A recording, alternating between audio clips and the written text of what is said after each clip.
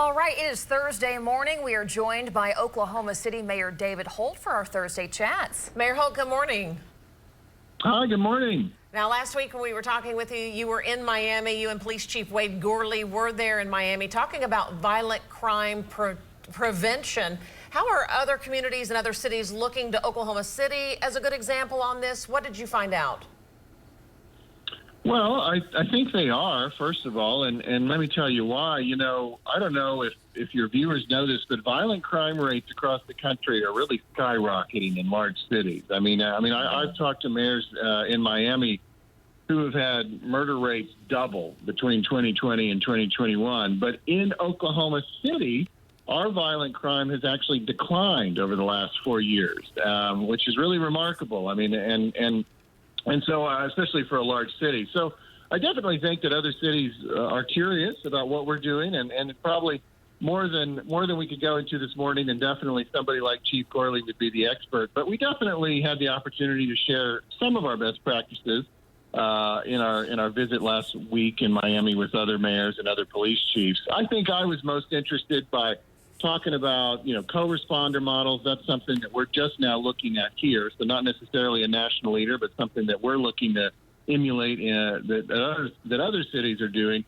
But also, I was really intrigued by conversations that we had about retention. You know, we have a lot more authorized police officer positions than we actually have filled right now. And that's a struggle across all industries right now. Everybody's struggling to hire people. We're no different.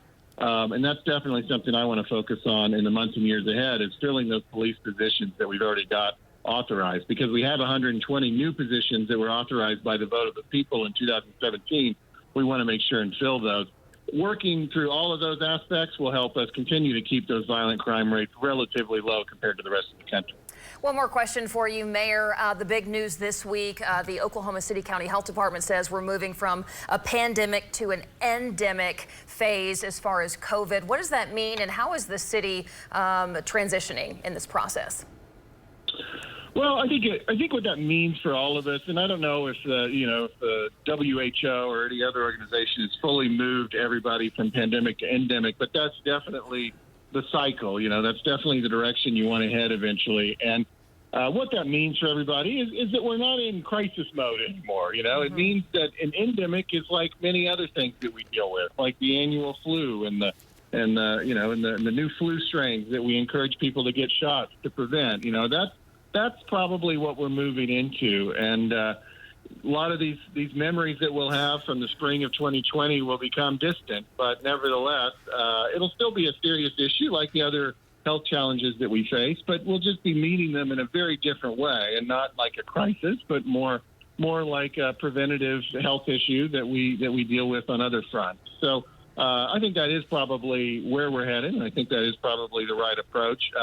It's recognizing the seriousness of the issue, but recognizing also that it's going to be with us forever.